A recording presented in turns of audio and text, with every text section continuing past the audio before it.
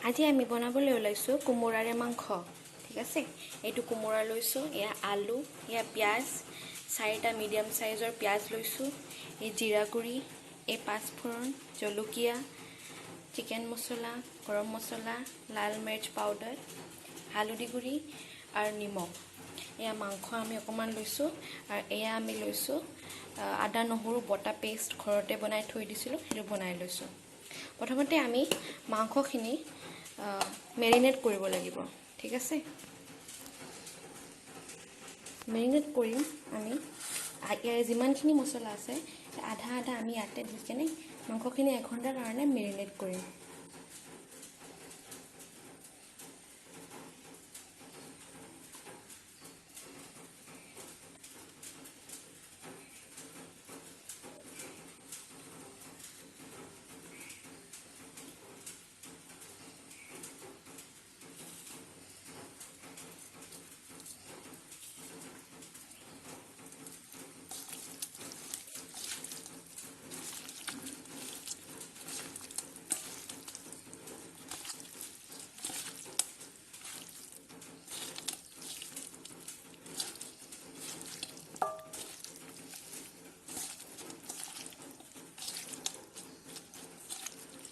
এইখিনি এতিয়া ভালকৈ 1 ঘণ্টা ফ্ৰিজত মেৰিনেট কৰি ৰাখিম।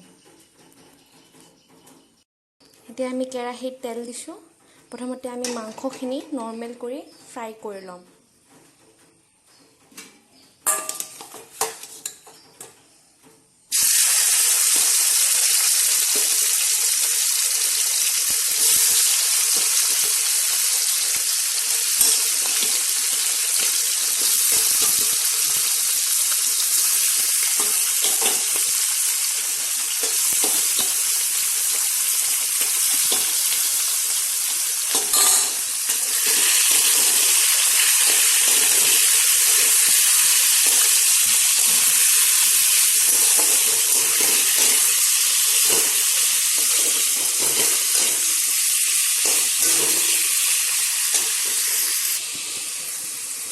দুই মিনিট ফ্ৰাই কৰাৰ পিছত মাংসখিনি আমি ওলাই ল'ম।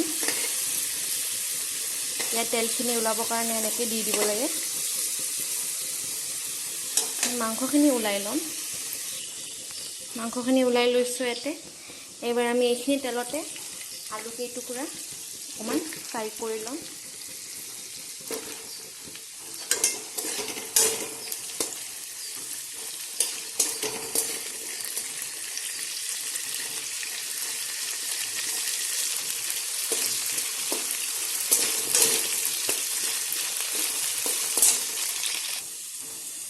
এতিয়া আলুখিনি 2 মিনিট এনেকৈ ফ্ৰাই কৰি কেনে এতিয়া আলুখিনি আমি উঠাই থ'ম।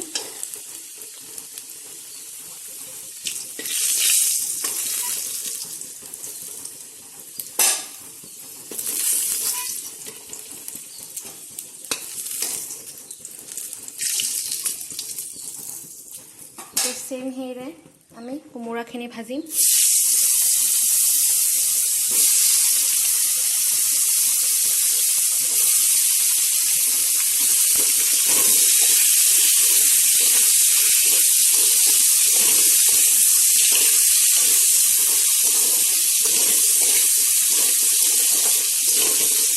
এইখিনিও 2 মিনিট আমি এনেকৈ ফ্ৰাই কৰিম। কোমোৰাখিনি এনেকৈ ৰংচঙীয়া হোৱাৰ দৰে ভাজি তাৰপিছত কোমোৰাখিনিও ওলাই থ'লে হ'ল।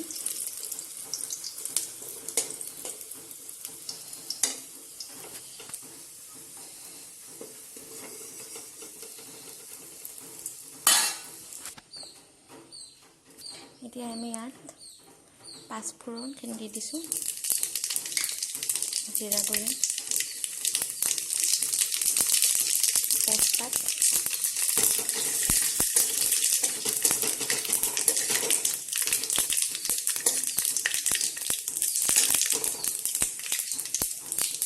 পিঁয়াজখিনি দি দিছোঁ।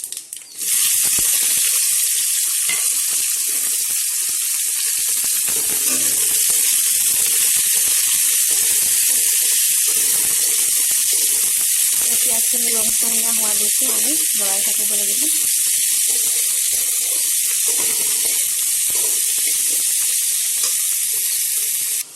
পিঁয়াজখিনি ৰংচঙীয়া হৈ যোৱাৰ পিছত আমি ইয়াতে আদা নহৰু পেষ্টটো দি দিম।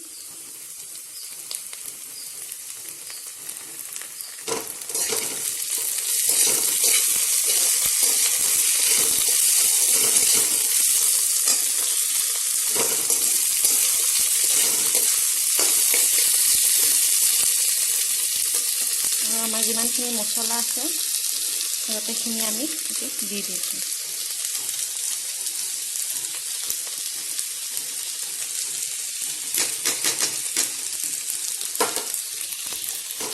মছলাখিনি ভাজা খাব লাগিব, সেইকাৰণে মছলাবোৰ আগতেই দি দিছোঁ। ভালকৈ ভাজি ল'লে মছলা গন্ধটো নোলায় মানে, সেইকাৰণে আগতে দি ল'ব লাগে। এতিয়া আমি অকণমান আৰু মছলাখিনি ভাজা খাব দিম।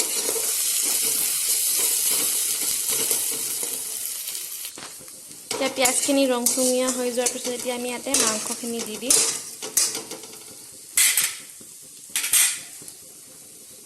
ফ্ৰাই কৰি থোৱা মাংস আলু গোটেইখিনি একেলগে, কোমোৰা গোটেইখিনি একেলগে দি দিম।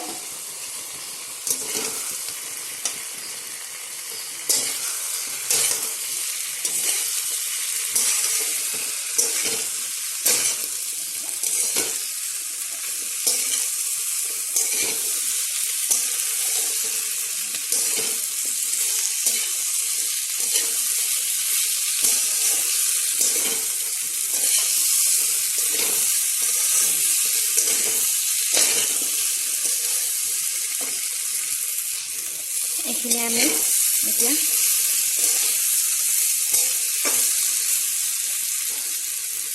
কম জুইত, মধ্যমীয়া জুইত আমি অকণমান তাক ফ্ৰাই হ'বলৈ দিম। মাজে মাজে আমি লৰাই চাই থাকিম কেনেকুৱা কি হৈছে মাংসখিনি, যাতে তলাত যাতে লাগি নাযায় সেইটো মনত ৰাখিব।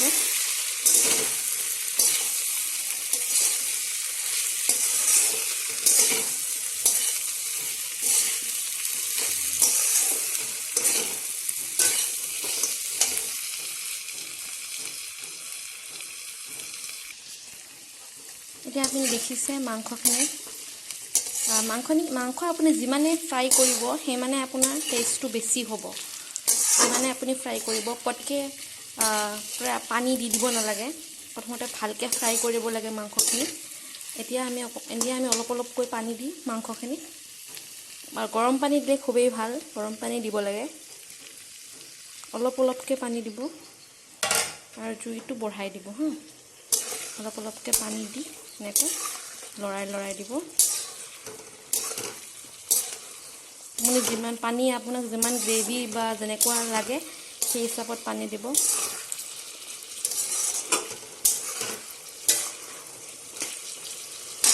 মই অকণমান আৰু পানী দিছোঁ।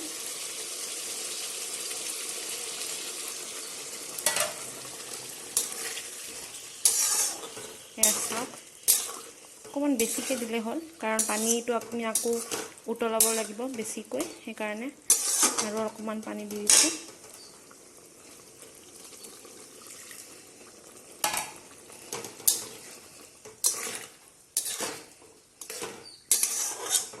এনেকৈ আমি অকণমান সময় ঢাকি থৈ দিম। এয়া দেখিছে মাংস একেবাৰে উতলি আছে। আমি পানী আধাতকৈ অকণমান বেছি পানী আছে, বাকীখিনি পানী উতলিবলৈ দিছিলোঁ। আমাৰ মাংস ৰেডি হৈ গ'ল। সেয়া আপোনাৰ মাংস ৰেডি হৈ গ'ল। এতিয়া গাৰ্নিচিং কৰিবৰ কাৰণে অকণমান আমি আদা কাটি কেনে এনেকৈ দিব পাৰিম। এয়া আপুনি পৰিৱেশন কৰিব পাৰিব। ভাতেৰে নাইবা ৰুটিৰে খাওক। চাবলৈ ধন্যবাদ।